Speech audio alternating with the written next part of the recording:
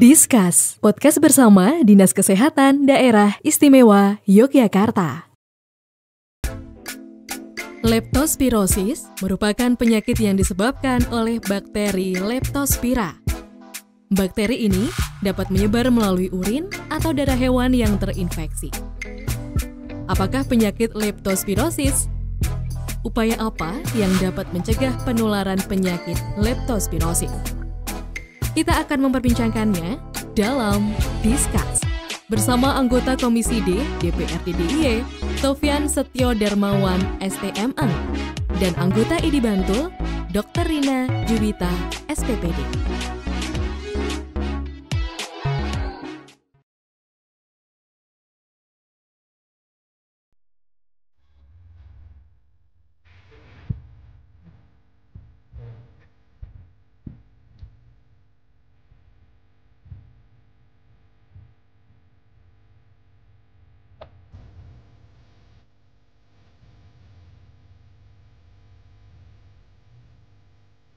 Banyak berlaku di zaman ini, manusia jauh dari Tuhannya.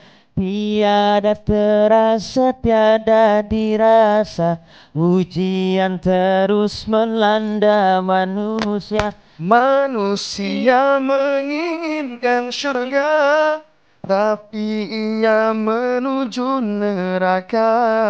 Ia tahu setan musuh nyata, tapi ia jadikan kawan hidup. Sudahlah kawan, kita di dunia sebentar saja, tiada kekal, tiada abadi, hidup di dunia Pasti berakhir. Sudahlah kawan, kita di dunia sebentar saja, tiada kekal, tiada abadi, hidup di dunia Pasti berakhir. Bila ajal datang tak bisa harta, takkan dibawa sahabat karib, tak bisa menolong, bahkan yang ada akan ditinggalkan. Bersedialah kita semua, berbekal kita dengan amal soleh, Segera bertobat kepada Tuhan sebelum mentari tak terbit lagi. Dialah kita semua, berbekal kita dengan amal soleh, Segera bertobat kepada Tuhan sebelum mentari tak terbit lagi. Leptospirosis merupakan penyakit yang disebabkan oleh bakteri Leptospira. Bakteri ini dapat menyebar melalui urin atau darah hewan yang terinfeksi. Beberapa hewan yang bisa menjadi perantara penyebaran leptospirosis adalah tikus, sapi, anjing, dan babi. Leptospirosis dapat menyebar melalui air dan tanah yang terkontaminasi urin hewan pembawa bakteri Leptospira. Seseorang dapat terserang leptospirosis jika terkena urin hewan tersebut atau kontak dengan air atau tanah yang terkontaminasi. Penyakit ini perlu lebih waspada di musim penghujan, karena akan banyak genangan air di sekitar lingkungan, di mana hal tersebut menjadi tempat sumber penularan leptospirosis. Sebagian kasus gejala leptospirosis tidak muncul, tetapi pada kebanyakan penderita, gejala penyakit muncul 2 hari sampai 4 minggu setelah terinfeksi bakteri Leptospira. Gejala yang muncul diantaranya adalah demam, sakit kepala, mual, muntah, dan tidak nafsu makan, diare, mata merah, nyeri otot, dan sakit perut. Muncul pula bintik-bintik merah pada kulit yang tidak hilang saat ditekan. Ada beberapa faktor resiko yang menyebabkan seseorang terkena virus leptospirosis. Menghabiskan sebagian besar waktunya di luar ruangan, seperti pekerja tambang, petani, dan nelayan. Sering berinteraksi dengan hewan, seperti peternak atau pemilik hewan peliharaan. Memiliki pekerjaan yang berkaitan dengan saluran pembuangan atau selokan, tinggal di daerah rawan banjir, sering melakukan olahraga atau rekreasi air di alam bebas, Komplikasi dari penyakit leptospirosis diantaranya adalah cedera ginjal akut, trombositopenia, perdarahan saluran cerna, perdarahan paru, gagal hati, kerusakan otot rangka, penggumpalan darah yang tersebar di seluruh tubuh, gagal jantung, dan keguguran pada ibu hamil.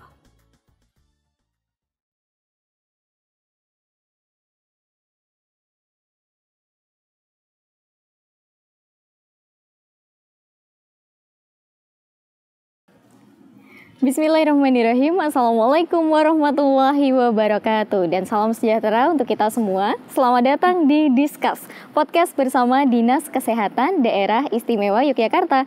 Yang tentunya podcast ini dipersembahkan khusus untuk Anda sebagai upaya promosi, sosialisasi, dan juga edukasi terkait beragam permasalahan kesehatan, termasuk juga layanan kesehatan khususnya untuk masyarakat Daerah Istimewa Yogyakarta. Dan di kesempatan kali ini, di episode kali ini kita masih akan membahas terkait dengan salah satu penyakit atau masalah kesehatan yang ini namanya sebetulnya susah ya untuk diucapkan, tapi semoga setelah kita membahasnya kita jadi tidak belibet ngomongnya dan juga kita lebih paham bagaimana terkait pencegahannya ataupun juga penanganannya. Kita akan membahas terkait penyakit leptospirosis, Sobat Sehat. Nah, kira-kira Sobat Sehat apakah sudah tahu tentang leptospirosis? Insya Allah kita akan membahasnya bersama dengan dua narasumber kita yang luar biasa yang alhamdulillah sudah hadir di kesempatan kali ini. Kita akan sapa terlebih dahulu. Dari yang pertama ada Bapak Sofyan Setio Darmawan, STMN, yang merupakan anggota dari Komisi D DPRD DIY. Assalamualaikum warahmatullahi wabarakatuh, Bapak. Waalaikumsalam warahmatullahi wabarakatuh. Senang sekali bisa ketemu lagi. Pemirsa semua ya. Kabar sehat, Bapak? Alhamdulillah sehat. Alhamdulillah. Dan semoga belum bosan ya Pak ya untuk diundang terus di sini ya. Oh, malah senang ya. Sering-sering aja Siap. undang ya. Baik, dan juga tentunya ada satu narasumber lagi yang tidak kalah luar biasanya. Ada Dr. Rina Juwita, spesialis penyakit dalam yang juga ini dari ID Kabupaten Bantul. Assalamualaikum warahmatullahi wabarakatuh, Dokter. Waalaikumsalam warahmatullahi wabarakatuh. Ini juga bukan pertama kalinya kita ketemu ya, Dok ya. Okay. Baik, dan ini kita masih akan membahas ini, Dok, terkait dengan penyakit ataupun permasalahan kesehatan yang mana ini ditemukan juga di DIY. Dan kasusnya tidak hanya 1-2, tetapi sudah banyak. Bahkan sampai tahun ini juga sudah ada laporannya begitu ya, Dokter ya. Ini kita akan membahas terkait leptospirosis. Ini tadi namanya emang agak belibet begitu ya. Nah, ini terkait penyakit leptospirosis ini biasanya dikenal dengan penyakit bawaan dari tikus gitu, Dok. Nah, ini apakah sebetulnya betul atau bagaimana ini, Dokter? Ya, baik. Jadi kalau untuk leptospirosis itu sebenarnya memang bakteri lepto yang ditularkan itu melalui, atau dia termasuk zoonosis ya, jadi dari hewan ditularkan ke manusia. Biasanya dari hewan pengerat, bisa tikus, bisa juga kucing, bisa juga seperti di beberapa tempat itu juga ternyata bisa menginfeksi B2 gitu ya, terus sama anjing itu juga bisa. Jadi ada beberapa hewan sebenarnya yang bisa menjadi reservoir atau pembawa. Nah, tapi di daerah kita Indonesia terutama itu lebih banyak disebabkan karena tikus. Karena tikus. Jadi dari infeksi yang dari kucing, urinnya tikus itu. Kalau kucing sedikit sih ya, tapi mungkin sedikit sih, belum pernah jadi memang dicek mungkin ya. Jadi memang mayoritasnya disebabkan oleh tadi bakteri yang ada di dalam urin tikus. Dan ini tikusnya juga tikus apa saja, Dok? Tapi tikus tertentu yang memang terinfeksi oleh leptospirosis ini. Jadi tikusnya sakit dulu. Baik. Walaupun mungkin tikusnya tidak nggak ada gejala karena kita nggak memeriksa tikus, tapi biasanya terus dia terinfeksi dulu, kemudian pipisnya itu mengandung kuman leptonya, nah terus terinjak atau terpapar oleh manusia, di mana misalnya manusia itu ada luka mikrolesi yang ada blok kecil ya, yang kecil di kaki misalnya atau di tangan, itu bisa kemudian terinfeksi. Biasanya Biasanya sih banyak yang kita temukan itu pada kasus petani misalnya ya, habis di daerah yang berair, mungkin beliau tidak sadar kalau kakinya mungkin ada luka yang kecil. Nah, di daerah yang berair itu bisa jadi ada pupisnya tikus. Nah, itu yang kemudian terinjak, terinfeksi. Oke, baik. Nah, insya Allah kita juga sudah jadi lebih mengerti begitu ya Sobat Sehat terkait dengan bagaimana leptospirosis ini sebetulnya penyakit seperti apa dan juga disebabkan oleh apa. Nah, ini kalau dari Pak Sofyan ini Pak, kira-kira kalau di masyarakat sendiri itu sebetulnya masyarakat sudah aware belum sih Pak dengan yang namanya penyakit leptospirosis ini? Ya, ini memang agak dilema Mbak Yara. Dilemanya begini, penyakit ini kan ada menyebabkan kematian juga. Betul. Ya kan? Jadi di DIY ini data-data yang sempat kita baca kan ratusan, lebih dari 100 ya. Terakhir 180 di tahun 2022 gitu ya. Dan hari ini juga tahun ini juga sudah terus bertambah ya, ada tambahan. Ada meninggal dunia ya, beberapa puluh ya, ada berapa 20 30 saya agak lupa ya. Nah, di satu sisi ketika edukasi kita mau menyampaikan ke masyarakat itu harus tuntas memang. Kalau hanya sepotong-sepotong saya khawatirin nanti menjadi kepanikan terbaru ya. Jadi ini penyakit mematikan baru, kemudian apalagi tadi dari beberapa binatang, hewan yang lain ya, ada kucing segala dan sebagainya. Karena kucing juga hari-hari ini kita melihat lagi banyak jadi hobi masyarakat ini. Betul, banyak yang melihara kucing, banyak ya, yang... Tapi tadi Bu Dokter kan menyampaikan kalau memang sedikit gitu. Nah, mungkin nanti juga kita mau dijelaskan Bu Dokter Rina tadi kalau kucing terutama ya, ini saya kira ini kucing penting ini karena mungkin kucing yang terindikasi sakit seperti apa gitu, yang nanti kita harus waspada ya. Nah, saya kira Bu Dokter bisa mungkin menambahkan informasinya nanti. Terus yang kedua tadi bagaimana yang harus dilakukan oleh masyarakat terhadap kejadian ini, pastinya kan meningkatkan pola hidup bersih dan sehat. Jadi memang mungkin belum aware, tetapi kita langsung aja kepada finalnya adalah bahwa masyarakat kita ini untuk menghindari atau menjauhkan dari penyakit ini, itu memang yang kita sangat himbau bersama-sama adalah pola hidup bersih dan sehat. Jadi ketika kita di rumah atau di lingkungan kita ada kotor-kotor begitu ya di beberapa sudut misalnya, nah ini kita mesti harus aware untuk segera membersihkan itu ya. Nah, itu ada dan tidak adanya tikus sekalipun itu. Jadi jangan nunggu tikus dulu baru kita akan bersih-bersih kan. Nah, jadi memang harus kita budayakan seperti itu. Nah, saya kira memang masih perlu ditingkatkan ini Mbak Yara, pengetahuan ini, dan pengetahuan ini ya tadi saya matur jangan separuh-separuh ya. Jadi makanya program Dinas Kesehatan ini, DIY ini kita sangat dorong supaya mudah-mudahan dengan program seperti ini, program podcast kesehatan ini semakin lebih banyak masyarakat yang paham ya, tahu tentang berbagai penyakit-penyakit yang bisa menular atau ditularkan dari hewan misalnya dan yang lain-lain ya. Ini sehingga masyarakat lebih aware dan tuntas gitu ya. Oh begini masalahnya, kemudian harus apa yang dilakukan gitu ya. Nah, ini yang mudah-mudahan ini membantu mudah-mudahan. Betul, dan juga tidak hanya tadi ya Sobat Sehat terkait dengan namanya yang juga susah dieja, mungkin dari Sobat Sehat di rumah ataupun masyarakat DIY juga masih belum memahami sebetulnya tadi ada hewan-hewan apa saja begitu ya Pak ya. Termasuk juga bagaimana nantinya pola hidup bersih dan sehat ini harus dilakukan secara terus-menerus, tidak hanya ketika lingkungannya sudah kotor saja. Nah, terkait dengan lingkungan ini Dokter, apakah bakteri tadi ini juga kemudian hanya ada di lingkungan tertentu atau mungkin bakterinya ini kemudian bisa mati dalam kondisi tertentu begitu? Jadi bakteri Leptospira ini memang umum kita temukan di negara-negara tropis ya. Kalau di negara non tropis mungkin nggak ada. Ini bonus untuk negara tropis, terutama Indonesia. Makanya kalau di dalam penamaan lepto itu kadang ada disematkan nama-nama orang Indonesia. Misalnya jenis kumannya ya, karena memang dia banyak sekali strainnya, banyak sekali spesiesnya. Ada yang Leptospira, ada ujungnya itu Suprapti, ada siapa yang menemukan namanya nama Indonesia. Jadi ini hasanah kekayaan Indonesia lepto ini. Nah, cuman memang dari beberapa penelitian dilakukan di daerah terutama Yang saya baca yang banyak dilakukan itu memang yang paling tinggi di Jogja itu di daerah Panda ya.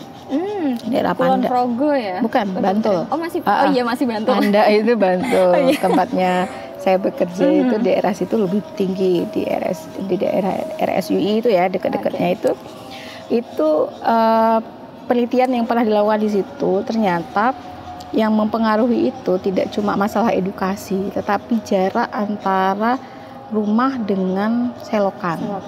Baik Sobat Sehat, dari paparan dari Pak Sofyan dan juga Dokter Ina, kita jadi mengetahui bahwa sebetulnya leptospirosis ini adalah penyakit yang tidak hanya ditularkan oleh tikus saja, tetapi juga ada hewan-hewan lain yang juga bisa menjadi perantara atau juga reservoir. Nah, terkait dengan itu juga, ini masih berkaitan erat juga dengan lingkungan. Nah, ini mungkin kita langsung tanyakan saja begitu ya kepada Dokter Ina. Dokter, sebetulnya kalau kaitannya dengan lingkungan, nah ini bakteri ini apakah di lingkungan tertentu akan berkembang biak lebih cepat atau justru ketika berada dalam kondisi tertentu bakterinya bisa mati atau bisa hilang begitu, Dokter?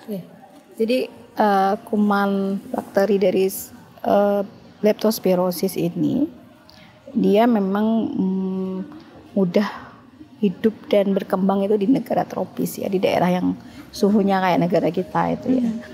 Spesial. Jadi itu memang bahkan di beberapa penemuan karena dia strainnya banyak ya, strainnya, tipenya, jadi sehingga karena memang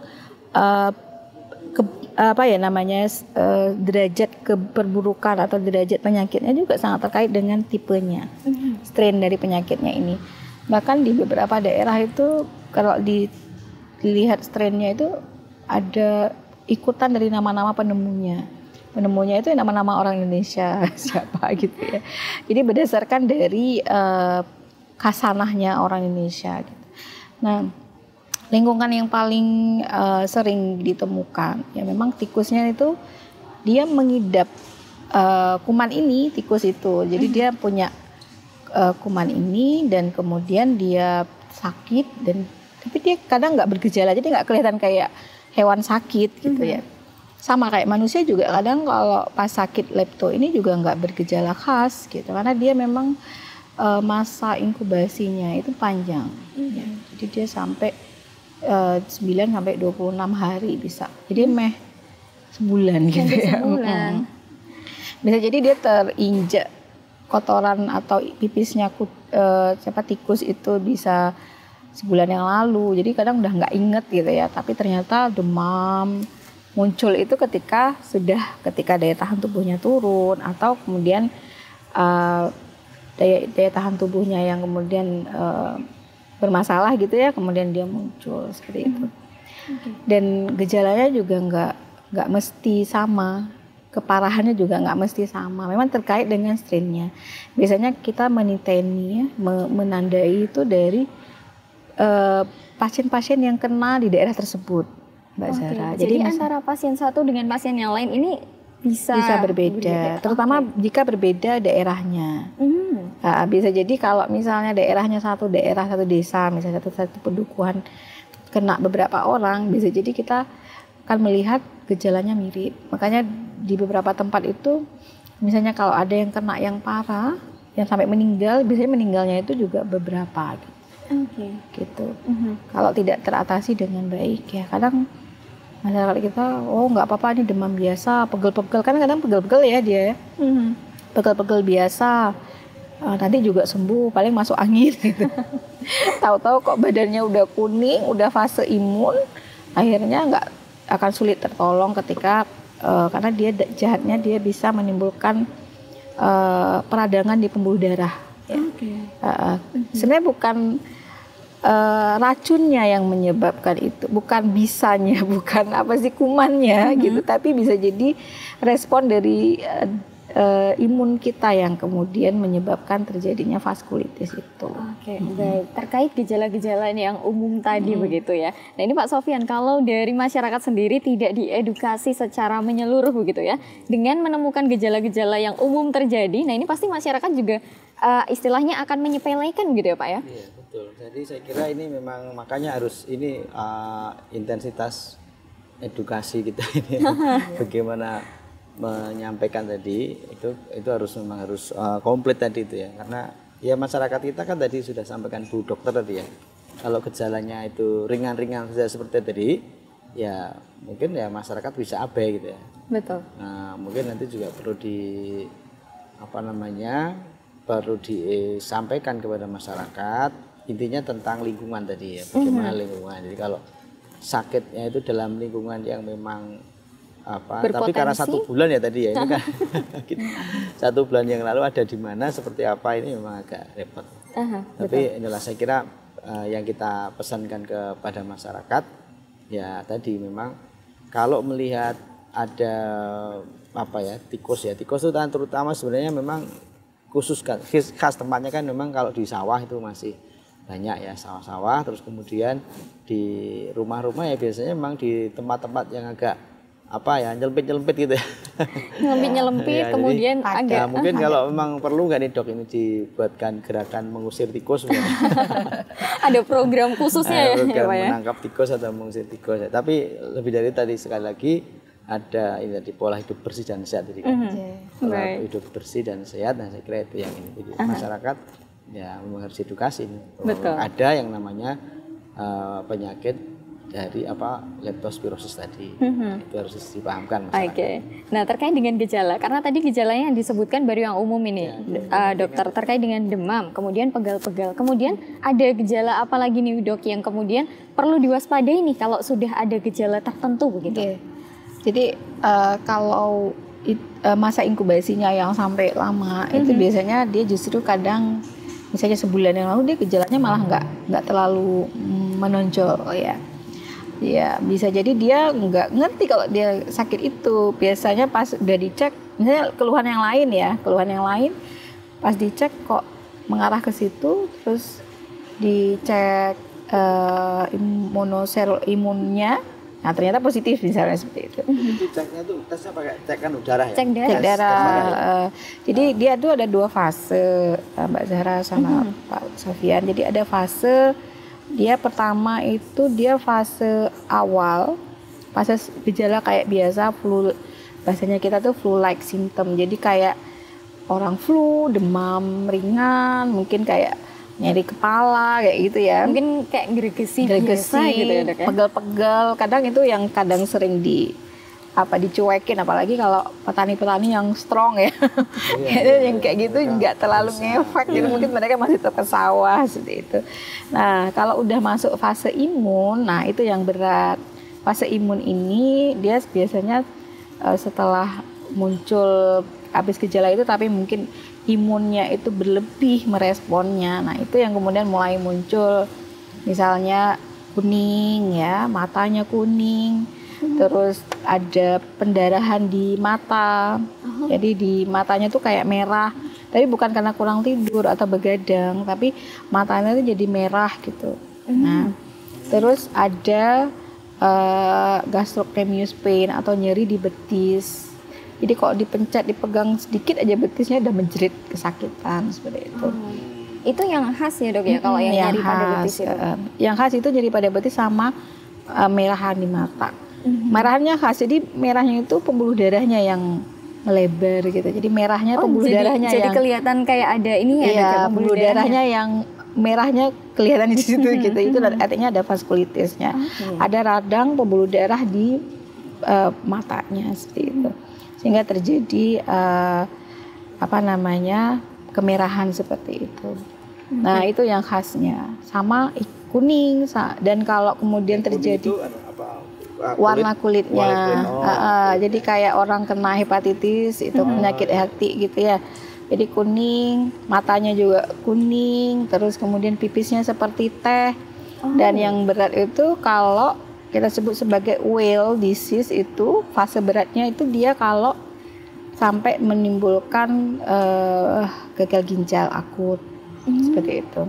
Baik, jadi justru ini penyakitnya nih akan nanti menyebabkan komplikasi ya Dok ya? Betul, jadi kalau dia gagal ginjal akut, nanti misalnya pipisnya nggak keluar, dia akan ngeluh mual-mual, karena kan sampahnya nggak bisa keluar ya. Mual-mual, terus muntah, terus kalau tidak teratasi itu yang kemudian bisa menimbulkan pada kondisi yang kematian tadi. Vaskulitis, dan nggak cuma di peradangan pembuluh darah nggak cuma di saluran ginjal, mata, saluran kemih, tapi juga di jantung dan paru-paru. Kadang beberapa pasien yang berat itu dia bisa muntah darah, muntah darah sama pipisnya berdarah seperti itu.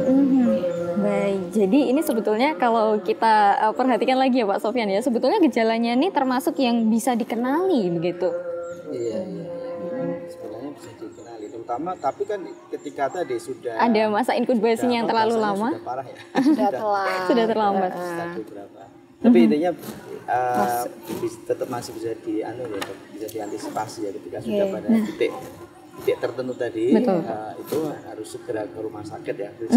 Saya kira kita juga menghimbau kepada masyarakat untuk jika memang sudah pada kondisi yang tadi, yang bahasa awamnya itu memarah tadi ya, memarah bukan marah-marah ya, tapi memparah ya, semakin parah tadi itu harus segera. Intinya saya kira yang kita dorong jadi jangan dipertahankan, tapi harus segera ke fasilitas kesehatan ya, ke puskesmas atau ke rumah sakit, karena memang yang bisa mengantisipasi secara ikhtiar manusianya kan itu ya. Yang tentunya tenaga kesehatan yang sudah ahli begitu ya dokter ya. Dan juga terkait dengan gejala tadi, ini sebetulnya masyarakat yang bisa kena ini yang di usia berapa, atau ada mungkin di masyarakat yang ada di lingkungan tertentu tempat tinggalnya begitu? Kebanyakan yang kontak dengan tikus ya, dengan hewan yang sakit ini, dan paling banyak memang tikus.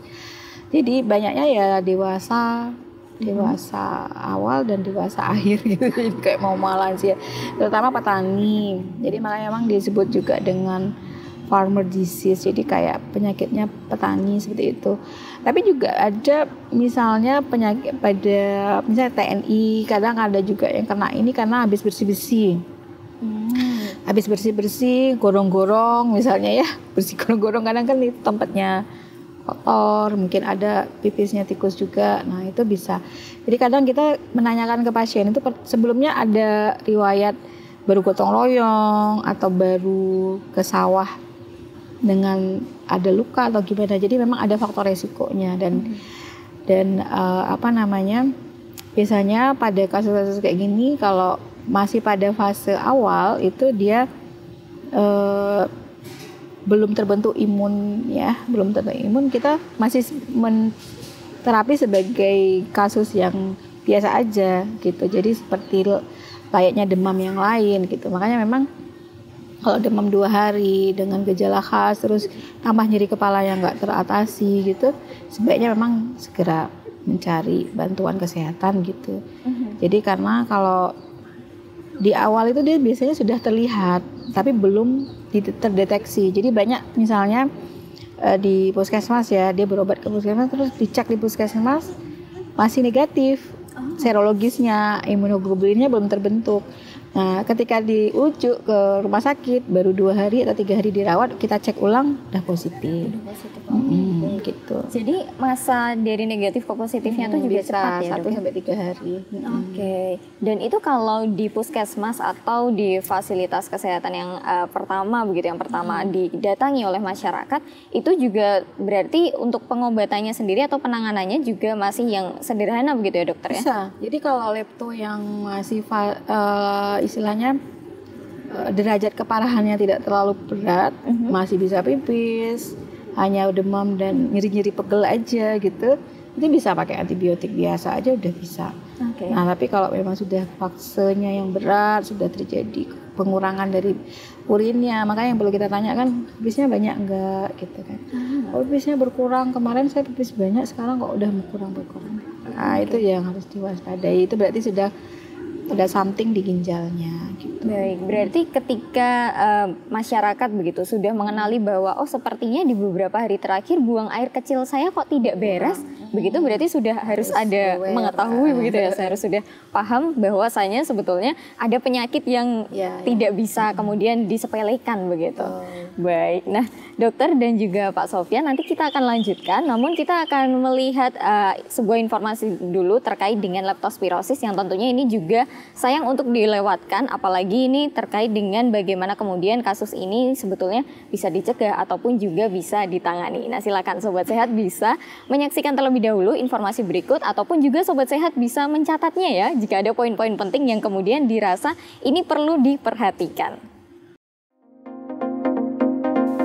Penyakit leptospirosis di DIY pada 2022 mencapai puluhan kasus. Dinas Kesehatan Daerah Istimewa Yogyakarta mencatat kasus leptospirosis selama 2022 ini sudah mencapai 81 kasus. Puluhan kasus tersebut tersebar di 5 kabupaten atau kota se-DIY. Kasus tertinggi dilaporkan di Kabupaten Bantul mencapai 34 kasus. Kabupaten Gunung Kidul dilaporkan mencapai 19 kasus dan di Kabupaten Sleman dilaporkan 18 kasus.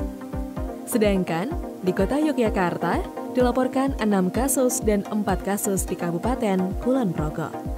Dari puluhan kasus yang sudah tercatat tersebut, juga dilaporkan beberapa di antaranya yang meninggal dunia. Kematian leptospirosis di DIY pada 2022 tercatat masih di bawah 10 kasus. Jika dibandingkan dengan 2020, kasus leptospirosis tahun ini mengalami penurunan. Pasalnya, pada tahun 2020, kasus leptospirosis di DIY mencapai 169 kasus dengan kematian hampir 20 kasus. Sedangkan, di 2021, distribusi kasus leptospirosis di DIY mencapai 79 kasus dengan kematian di bawah 10 kasus. Ada beberapa cara yang dapat dilakukan untuk mencegah dan mengurangi risiko penyebaran infeksi leptospirosis. Antara lain adalah dengan mengenakan pakaian pelindung, sarung tangan, sepatu boot, dan pelindung mata saat Anda bekerja di area yang beresiko menularkan bakteri leptospira. Menutup luka dengan plester tahan air, terutama sebelum kontak dengan air di alam bebas. Menghindari kontak langsung dengan air yang terkontaminasi seperti berenang atau berendam. Mengonsumsi air minum yang sudah terjamin kebersihannya. Mencuci tangan setiap sebelum makan dan setelah melakukan kontak dengan hewan. Menjaga kebersihan lingkungan, melakukan vaksinasi hewan peliharaan ataupun ternak.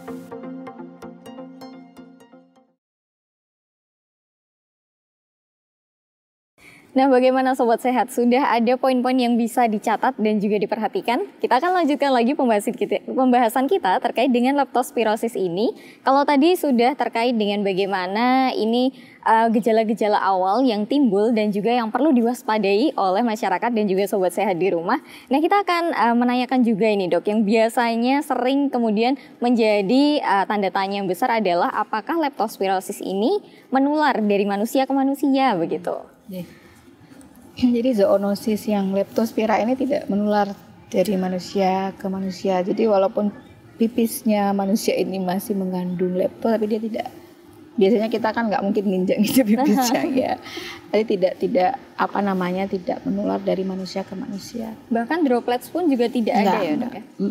Cuman memang dia karena fase yang beratnya dia bisa bertahan ya di dalam tubuh manusia itu bisa sampai 1 bulan. Jadi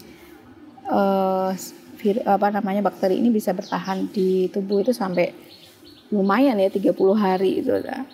Nah, kalau misalnya selama dia masih ada di darah itu dia akan menular ke manusia yang lain. Baik. Jadi ketika memang pasiennya tambah banyak itu bukan karena penularan dari manusia ke manusia, tetapi karena mungkin berada di lingkungan yang sama. Ya, kemungkinan besar tikusnya populasinya banyak. Jadi memang yang kita lihat itu kan memang di daerah-daerah yang persawahannya banyak ya kan. Terus yang tinggi itu kan di Bantul, Sleman seperti itu yang memang sawahnya masih banyak gitu. Terus dan di beberapa penelitian itu juga disebutkan bahwa ternyata jarak antara selokan dengan rumahnya itu juga mempengaruhi terjadinya leptospirosis. Semakin dekat jaraknya berarti semakin ada potensi untuk terkena leptospirosis. Karena mungkin di selokan itu menjadi tempat hidupnya. Dan tikus pun juga bisa main gitu ya Dok ya ke rumah warga. Main-main. Apalagi kalau misalnya ada sampah atau ada ya potensi yang membuat tikusnya tertarik ya, makanan-makanan sisa dan sebagainya yang kemudian tidak terlindungi, ya itu juga bisa kemudian terjadi tempat penularan dari tikus ini. Baik. Nah, kalau berkaitan dengan kebersihan lingkungan ataupun juga tadi bagaimana rumah warga ini kemudian dekat dengan selokan, berarti tentunya penyakit leptospirosis ini Pak Sofyan tidak hanya menjadi PR bagi Dinas Kesehatan juga ini. Betul, Mbak, ya. Jadi saya kira ini nanti dinas-dinas terkait ya, mungkin dinas PU ya, dinas lingkungan hidup gitu ya, saya kira juga harus berperan di dalam tadi menyediakan fasilitas umum yang tentu bersih gitu ya. Di beberapa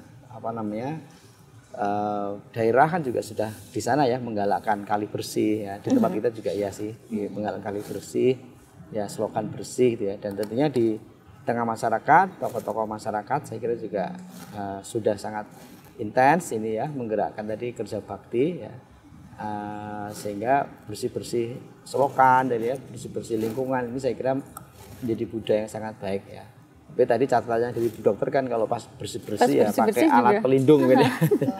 Pakai mungkin kaos tangan kaos tangan karet apa kali ya mungkin. Sepatu boot yang tinggi juga ya Pak ya. Mungkin sepatu. Artinya memang terlindungi gitu ya, lebih hati-hati saja saya kira ya, lebih hati-hati saja karena memang kasusnya masih terjadi beberapa di sekitaran kita ini di DIY ini kan sampai di angka-angka lebih dari 100 ya di setiap kabupaten kota kan, jadi ya sekitar 20-an kan kira-kira kalau kita ada 5 kabupaten kota, jadi kalau kasusnya sekitar 180-an ya mungkin di atas 20 ya, di atas 20 kasus per daerah ya, sehingga ini memang masih kewaspadaan karena kita nggak tahu kehidupan tikus ini saling menular. Kalau antar tikus mungkin saling menular ya kali ya, saya nggak tahu juga. Jadi belum dicek. Nah ini mungkin nanti perlu nih PR-nya teman-teman di kesehatan mungkin ya. Jadi sejauh mana itu terjadi populasi tikus yang terinfeksi mungkin bahasanya ya. Kuman ini tadi itu memang sejauh mana dan upaya-upaya pemberantasannya tadi kan. Nah, ini juga perlu diupayakan dan petani sangat senang sebenarnya kalau memang bisa membasmi tikus ini ya, karena memang terutama di daerah-daerah pertanian sebenarnya mereka kan punya PR besar itu tentang itu ya. Memang utamanya sih bagaimana agar tidak makan agar tanaman tidak menjadi hama makan tanaman petani. Tapi ternyata kan ada juga sisi positifnya ketika juga nanti mengurangi tadi angka penyebab terjadinya penularan atau infeksi dari bakteri tadi ya, bakteri leptospirosis tadi. Dan kemudian ini dokter, tentunya ini yang menjadi kemudian masyarakat sedikit khawatir terkait dengan leptospirosis ini. Biasanya kalau ada yang terkena satu, lalu juga ada tetangganya yang juga ikut terkena. Itu sebetulnya kalau dari ID sendiri mungkin atau Dinas Kesehatan begitu, ada pemetaan nggak sih dok? Biasanya kalau untuk daerah-daerah ya, daerah desa seperti itu biasanya kita kalau surveillance-nya kalau di situ sudah ada yang misalnya kena, daerah di situ berarti sudah ada populasi tikus yang terinfeksi. Sebenarnya kalau pada daerah-daerah yang angka kejadiannya tinggi, sebenarnya bisa dilakukan profilaksis. Profilaksis untuk menekan agar tidak terjadi infeksi. Karena di situ misalnya insidensinya tinggi misalnya. Cuman memang nggak bisa diprediksi setiap tahun pasti tinggi gitu. Kadang kayak kemarin ini tahun lalu itu ada, tapi di daerah tersebut ya misalnya, tapi nggak ada kasus kematian. Berarti dia ringan-ringan aja. Dan yang periksa nggak banyak gitu ya, mungkin sembuh dengan sendirinya terus ya udah gitu kan. Nah tapi kalau pada kasus yang tahun ini itu memang udah ada beberapa yang sampai menurut laporan yang kami terima, yang ada pasien yang kemudian kena. Tetangga saya juga sakitnya sama, tapi belum sempat berobat udah nggak ada gitu. Nah itu kan nggak terrecord ya. Nah sehingga kayak gitu pada populasi itu perlu dilakukan surveillance. screening ya, terutama pada orang-orang dengan faktor resiko tinggi, petani, terus kemudian yang bersih-bersih, atau kemudian memang ada riwayat kontak kayak pekerja kolam juga ya, kolam kan di daerah-daerah itu banyak tambak misalnya, atau kolam yang air ya, pokoknya dia lingkungan berair ya, seperti itu. Dan kemudian ketika masyarakat, ada mungkin masyarakat yang waduh di daerah saya itu ternyata sudah banyak yang kena. Sebetulnya apakah ada obat ataupun juga ada vaksin dok yang kemudian bisa menghindarkan kita dari bakteri tadi? Kalau vaksin belum ya, mungkin itu tugas peneliti-peneliti yang kemudian menciptakan vaksin. Saat ini belum ada vaksin untuk lepto, tapi memang pernah didiskusikan untuk profilaksis. Profilaksis itu kita memberikan semacam obat yang untuk mencegah terjadinya bakteri, infeksi dari bakteri lepto ini. Sama kayak kita memberikan terapi profilaksis pada daerah endemis malaria misalnya, seperti itu. Jadi agar bakterinya itu kalaupun ada gitu ya, dia segera hilang, dan kemudian tikusnya juga hilang gitu. Jadi ada proses menghilangkan membasmi tikus dan sebagainya gitu. Tapi memang belum dilakukan profilaksis itu karena memang tidak sama angka kejadian tahun ini dengan tahun belakangan ya di daerah tersebut. Jadi mungkin si Mbak tikus ini pindah-pindah gitu. Dan juga apakah itu terpengaruh dari cuaca juga ini dokter? Bisa sekali. Kan memang awal musim penghujan terutama ya yang menjadi tempat atau saat yang paling sering tingginya angka leptospirosis ini. Baik. Nah, itu berarti dari istilahnya dari pemerintah sendiri perlu melakukan edukasi yang tepat ini Pak Sofyan. Kira-kira kalau edukasi yang tepat terutama pada daerah-daerah yang mungkin ini di pedesaan, kemudian masyarakatnya juga kemudian tidak sesering ketika masyarakat perkotaan mengakses informasi media sosial dan lain sebagainya. Berarti ini edukasi yang harus dilakukan seperti apa ini Pak Sofyan? Ya, memang nanti melalui perkumpulan warga itu Mbak. Jadi kita mungkin harus sampaikan juga kepada Pak Duko, Pak RT, Pak RW gitu ya. Nanti menyampaikan kepada warga masyarakat khususnya ketika tadi misalnya sedang beraktivitas di tempat-tempat yang dalam tanda petik itu kotor ya, sedang bersih-bersih gitu ya. Itu mungkin pakai alat pelindung tadi ya. Bisa harus pakai kaos tangan tadi, terus pakai alas kaki gitu ya. Atau juga nanti yang harus diperhatikan kalau masyarakat itu warga tadi ada yang luka-luka. Nah ini juga harus lebih hati-hati. Karena tadi kalau leptospirosis kan masuknya dari luka ya, di dokter ya tadi ya. Kecil, luka ya. Apa? Nggak tampak ya, luka-luka kecil di kulit. Jadi kayak lecet gitu juga bisa ya, dokter ya? Lecet itu misalnya, nah kalau ada warga yang sedang begitu, itu tentu harus kita lebih berikan kewaspadaan. Jadi harus terlindung tadi ya, untuk tidak berinteraksi. Jadi kerja baktinya mungkin bantu-bantu yang lebih berisiko kecil ya. Mungkin nyapu-nyapu atau yang lebih. Tapi kalau yang di kolong-kolong, kemudian di di selokan-selokan tadi bersih-bersih begitu nanti diharapkan tadi pakai alat pelindung ya, pakai alat pelindung, alas kaki, kaos tangan yang lebih aman. Saya kira ini harus kita tambahkan informasi ini ke warga masyarakat supaya jadi lebih terjaga. Saya kira ini kan tambahan informasi yang kita sampaikan, dan tentunya nanti ya dinas, para pengampu kepentingan juga kita harapkan, kita dorong juga memberikan fasilitasi ini saya kira ya. Kan nggak seberapa ya kalau hanya membagikan itu misalnya sarung tangan atau apa itu, saya kira di masyarakat kan penting saya kira untuk memberikan ya sampling lah di beberapa tempat sebagai contoh. Sama cuci tangan juga. Cuci tangan, betul. Cuci tangan, cuci kaki gitu ya. Pakai antiseptik atau sabun atau apalah yang kira-kira bisa menghilangkan jejak-jejak itu ya. Karena itu sebetulnya hal yang sederhana untuk dilakukan, tetapi kadang terlupakan ya dokter ya. Terutama kalau memang sudah kesehariannya ini pergi ke sawah. Nah ini kalau sampai rumah ya udah gitu. Kadang di air itu malah raup gitu. Padahal kita tidak tahu di situ ada apa saja begitu. Baik, nah kita di tempat yang menggenang. Kalau mengalir saya kira nggak apa-apa ya. Terutama yang harus dihindari kan di tempat-tempat yang genangan tadi. Genangan, Itu harus oke. dihindari, saya kira. Betul. Baik, nah kita akan beralih ini ke pertanyaan Sobat Sehat, karena kemarin juga kita sempat membuka pertanyaan kepada masyarakat DIY, terutama Sobat Sehat yang sedang menyaksikan, kira-kira apa begitu ya yang ingin diketahui terkait dengan leptospirosis. Nah ini kita ke pertanyaan yang pertama, ini ada dari Bapak Anwar, ini bertanya terkait dengan bagaimana kemudian masyarakat perkotaan ini juga harus menghindari tempat-tempat tertentu yang bisa menyebabkan ataupun bisa berpotensi adanya bakteri leptospirosis. Itu kira-kira tempat-tempatnya seperti apa ini, dokter? Ya. Yang penting tempat-tempat yang kotor ya, yang mudah kita temukan tikus, karena dia memang adanya di pipis, sama ada juga yang mengatakan dari darahnya. Jadi ya mungkin kalau memang ada tikus yang dibunuh gitu ya, sebaiknya jangan dibuang di jalan, karena kan ada sisa darahnya gitu ya. Kalau memang pas hujan udah ngalir kemana-mana itu juga repot. Oke. Walaupun dia bisa kering ya, bisa kering.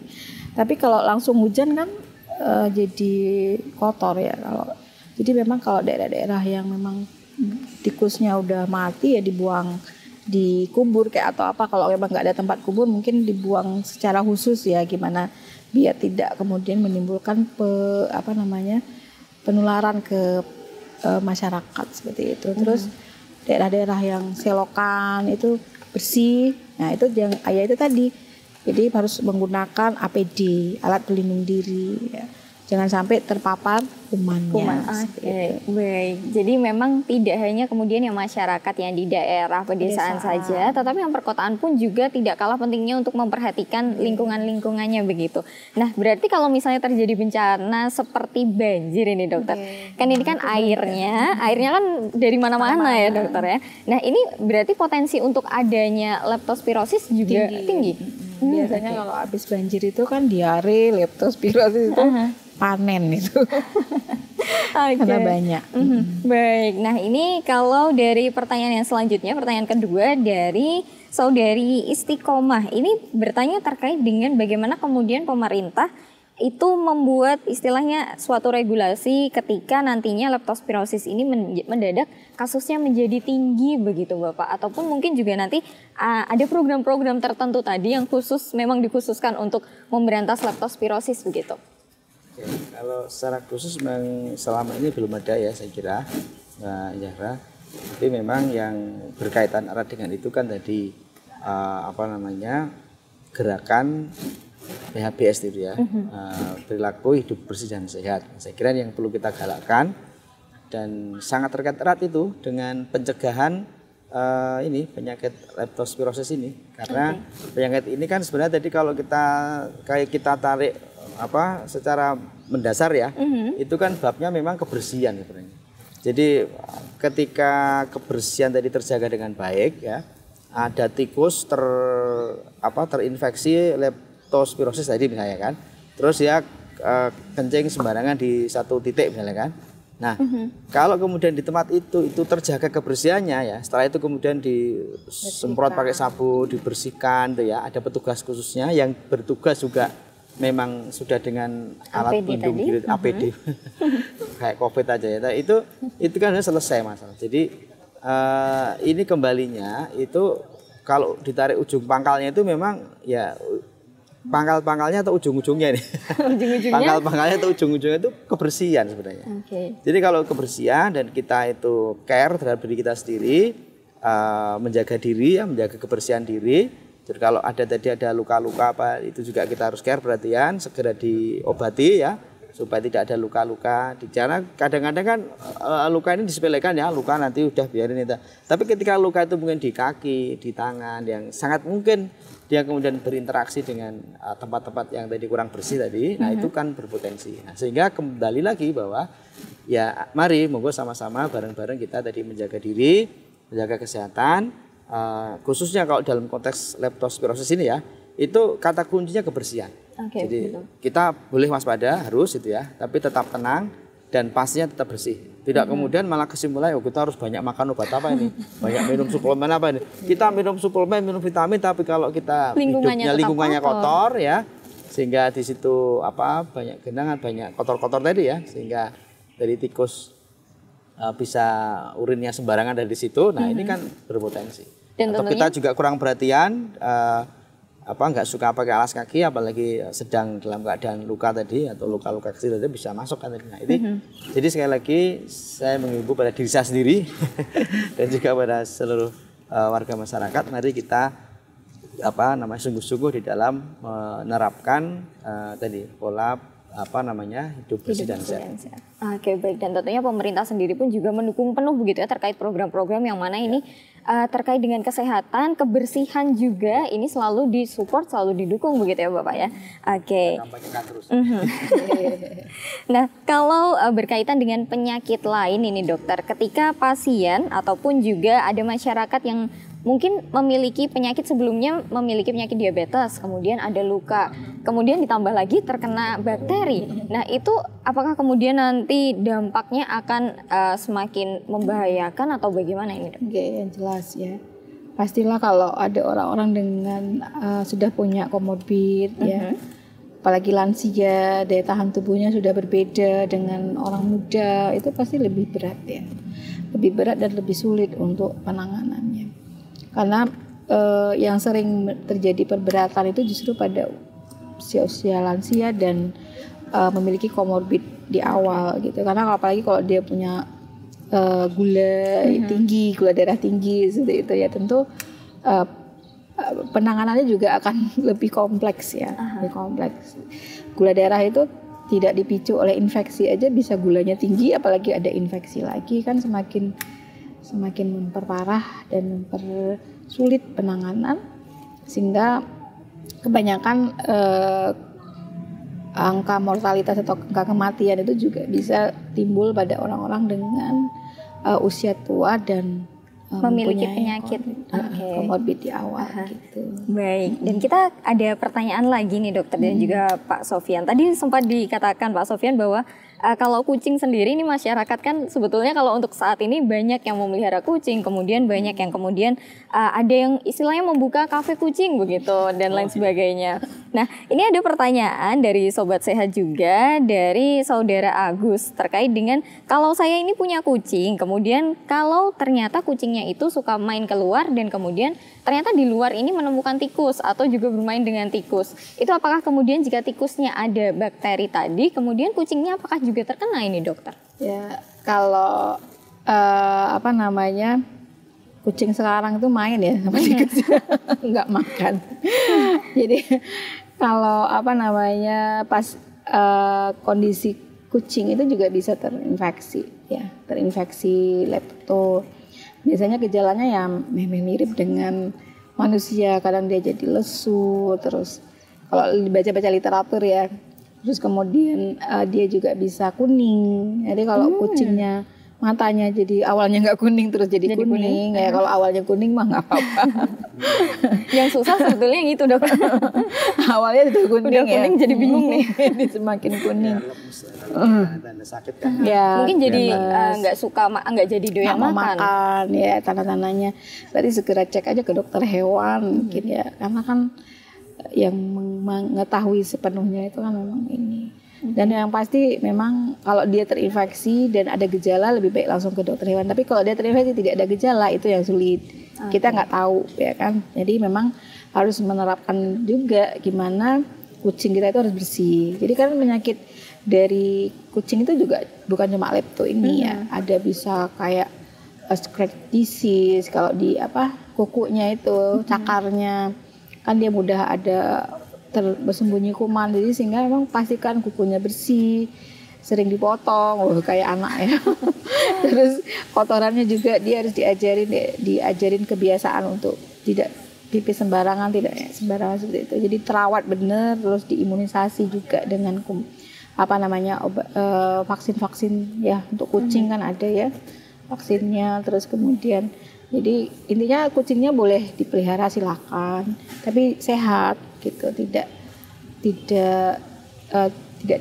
pula dibiarkan terlantar gitu ya. Nah, jadi emang harus sehat dan bersih gitu.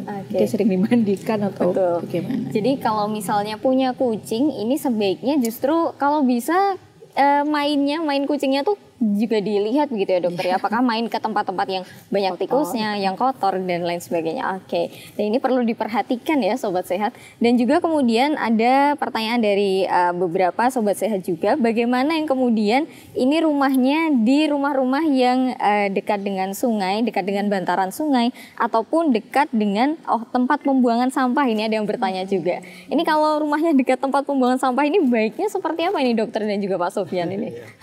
Ya, saya kira itu yang ditanyakan memang nanti tempat pembuangan sampahnya ini salah lokasi atau tidak, atau yang salah lokasi rumahnya. Jadi rumah yang di situ itu rumah dulu atau tempat pembuangan sampah dulu.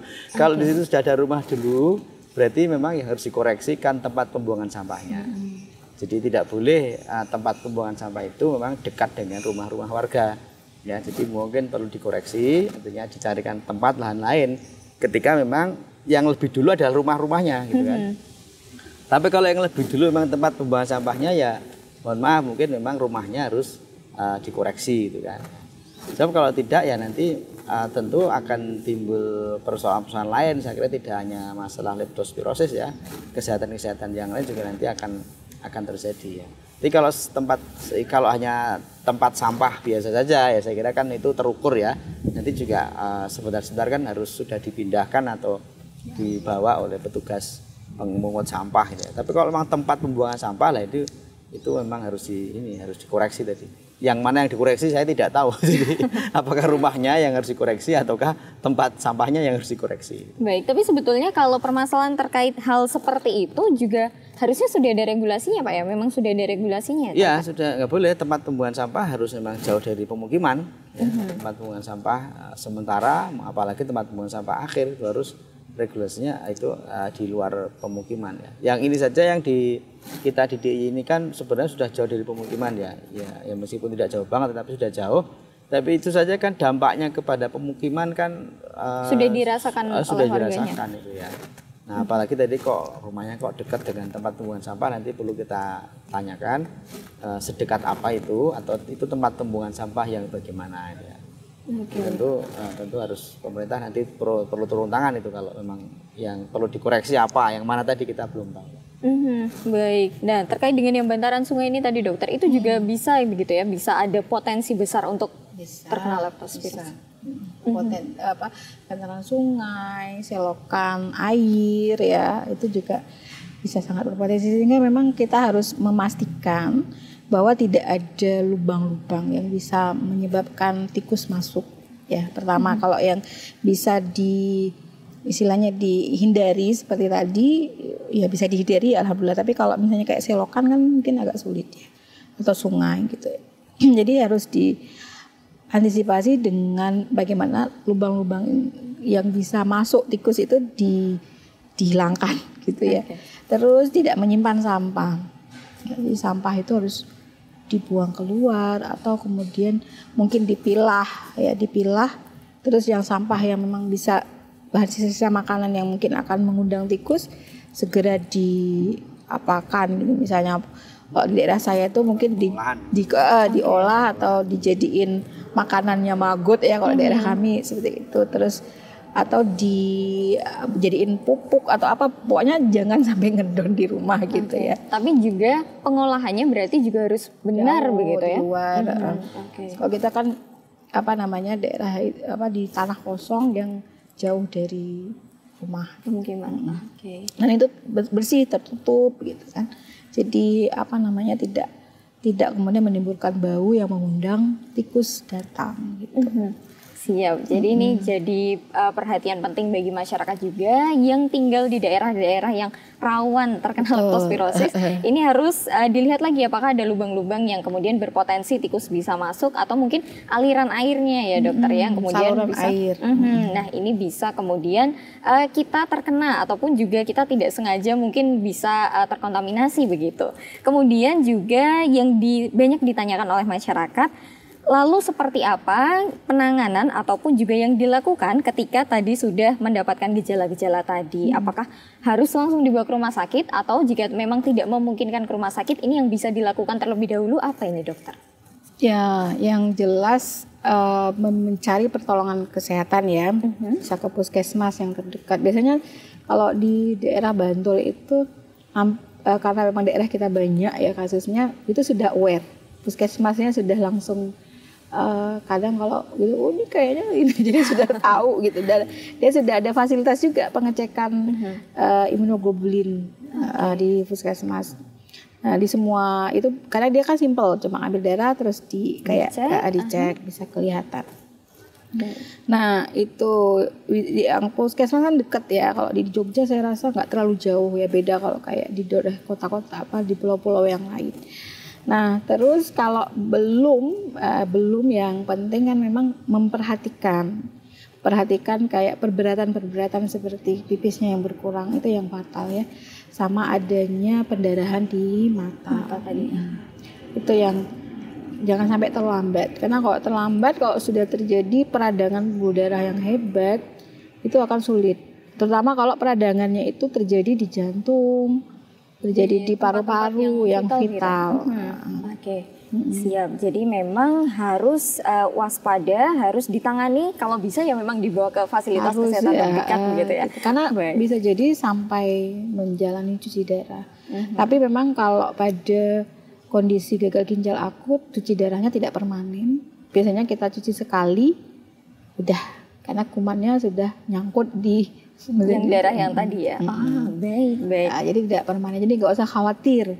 Oh nanti dicuci darah harus enggak. Jadi ini biasanya gagal ginjal akut yang hanya tidak permanen, hanya sementara saja. Baik. Dan kemudian kalau untuk pencegahan ini dokter, pencegahan agar kemudian terhindar dari leptospirosis, selain dari yang tadi perlu mewaspadai adanya kita kontak dengan air ataupun tikus yang terkena leptospirosis tadi.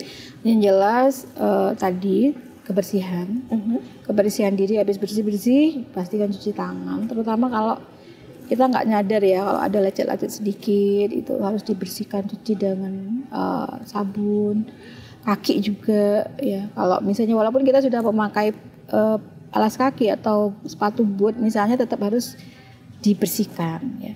Terus kemudian kalau memang tempat yang kita bersihkan itu sangat kotor, ya mending mandi gitu ya. Mending mandi, karena kita nggak tahu dia nempel di mana, kena di mana, kita nggak tahu. Mending jadi kebersihan diri, cuci tangan, cuci kaki, mandi, kemudian juga aware dengan gejalanya ya, dan juga dengan kalau memang punya komorbid, penyakit itu dikontrol juga gitu. Agar kalau tidak cuma lepto ya, apapun infeksi yang lain itu akan memperburuk komorbidnya. Jadi harus terkontrol. Kemudian memperhatikan gizi ya, karena imun tubuh kita itu sangat terkait dengan asupan gizi. Terus kemudian juga olahraga. Olahraga juga penting olahraga ya, untuk memperbaiki imun kita. Baik, kebersihan diri, kemudian gizinya, olahraganya, dan juga tadi gejala-gejalanya perlu diwaspadai dan diperhatikan begitu. Baik, ini kalau dari Pak Sofyan ini, untuk pemerintah sendiri atau mungkin dari dinas-dinas, apalagi tadi ya, tidak hanya dinas kesehatan tetapi dinas-dinas terkait lainnya, ini seperti apa ini Pak untuk kemudian bisa agar leptospirosis di wilayah DIY terutama ini bisa, kalau bisa angkanya menurun ataupun juga hilang. Kalau bisa hilang begitu ya dokter ya. Ya saya kira sama tadi, nyambung dari dokter Rina tadi ya, memang ya stakeholder para pengampu kepentingan ini ya harus juga saling mensupport itu ya. Terutama tadi kalau bicara fasilitas umum ya PU terutama mungkin kan ada PU, ada Dinas Lingkungan Hidup tadi, nanti kerjasama dengan Dinas Kesehatan itu ya, menjaga agar fasilitas umum kita itu tidak mengalami kerusakan yang berkepanjangan itu ya, sehingga bisa menimbulkan genangan tadi. Kalau PU kan bisa menimbulkan genangan yang mungkin di situ bisa dan kenangan. Aduh. Nah ini kalau kena penyakit buruk, kenangannya buruk ini. Kok kena penyakitnya kenangannya jadi buruk. Itu kemudian kalau Dinas Lingkungan Hidup juga tadi ketika mensupport upaya-upaya pengolahan sampah atau pengelolaan sampah ya, secara umum pengelolaan sampah. Tapi lebih dari itu memang pengolahan sampah tadi, penanganan sampah. Nah ini juga perlu menjadi hal yang diperhatikan dari dinas terkait, OPD terkait, termasuk kabupaten kota, karena juga yang bersinggungan langsung di tingkat padukuhan misalnya, di tingkat RT RW tentu tingkat kabupaten kota. Nah, saya kira berkoordinasi ya. Dinas lingkungan hidup, dinas kesehatan berkoordinasi untuk bersama-sama kita semua tadi menjaga kebersihan lingkungan kita, mewujudkan dan menjaga kebersihan lingkungan kita. Insya Allah kalau itu tadi semua terjaga, kok saya yakin ya nanti insya Allah berbagai penyakit tadi termasuk leptospirosis tadi juga akan tidak akan menjangkit lagi di tempat kita ini. Baik, pesan untuk masyarakat Bapak satu begitu. Ya, ini tadi sama-sama mari kita jaga kebersihan diri, kebersihan lingkungan. Oke, dari dokter yang ingin dikuatkan lagi untuk masyarakat? Ya, yang penting segera kenali penyakitnya dan kemudian atasi gejala, jangan sampai kemudian jadi parah dan kemudian cari pertolongan medis secepatnya. Baik, sudah komplit pesannya Sobat Sehat. Terima kasih banyak Dokter Rina, terima kasih Bapak Sofyan. Semoga nanti di lain waktu kita bisa membahas permasalahan kesehatan yang lainnya. Tentunya ini banyak dicari oleh masyarakat mengenai informasinya, tentunya informasi yang benar dari ahlinya langsung begitu. Sekali lagi terima kasih Dokter, terima kasih Bapak. Semoga nanti kita bisa berjumpa lagi di lain waktu. Selamat melanjutkan aktivitas. Wassalamualaikum warahmatullahi wabarakatuh. Waalaikumsalam warahmatullahi wabarakatuh. Demikian Sobat Sehat terkait dengan leptospirosis. Kita sudah bisa begitu ya untuk mengejanya dengan benar dan juga sudah paham terkait dengan bagaimana gejalanya dan juga cara untuk mencegah agar leptospirosis ini tidak terjadi pada Anda atau lingkungan terdekat Anda. Saya Zahra Khairunisa mewakili seluruh kru yang bertugas pamit undur diri dari Discuss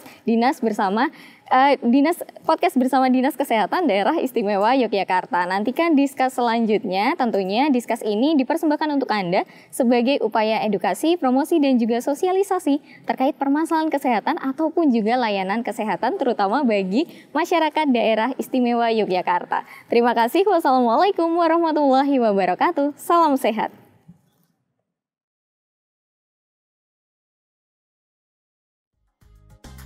Proses penegakan diagnosis leptospirosis dapat dilakukan melalui gejala riwayat penyakit pengidap serta pemeriksaan fisik.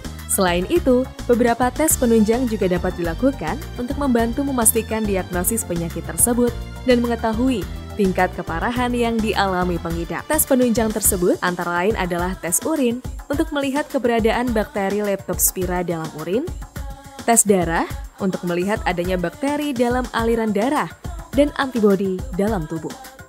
Pemeriksaan antibodi dalam darah perlu diulang lagi dalam waktu 1 minggu untuk memastikan hasilnya. Karena jika hasil positif, bisa saja ditujukan dari infeksi lain yang terjadi sebelumnya.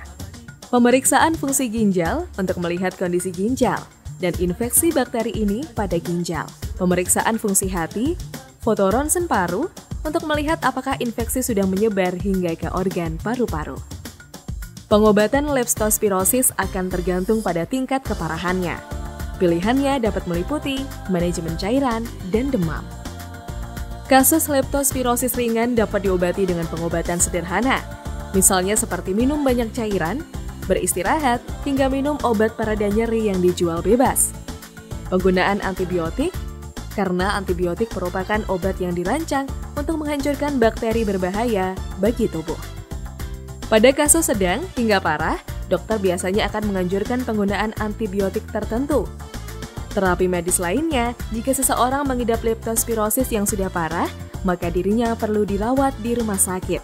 Sebab, leptospirosis yang parah dapat mempengaruhi banyak fungsi organ tubuh, tergantung pada kondisi klinis dan tingkat keparahan penyakit tersebut.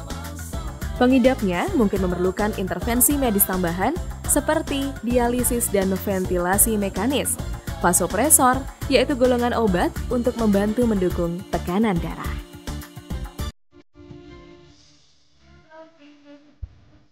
Biarlah kita semua berbekal kita dengan amal soleh, segera bertobat kepada Tuhan sebelum mentari tak terbit lagi.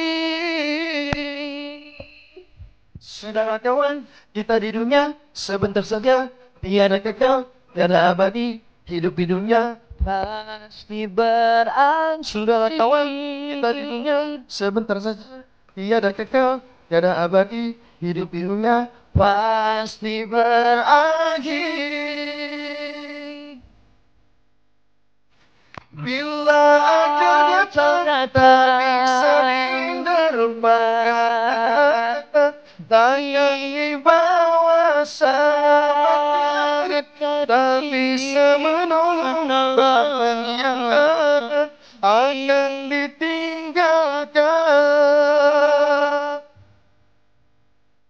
Bersedialah kita semua, berbekal kita dengan amal soleh. Juga bertobat kepada Tuhan Sebelum mentari tak terbit lagi. Biarlah kita semua berbekal kita dengan amal soleh. Segera bertobat kepada Tuhan sebelum mentari tak terbit lagi.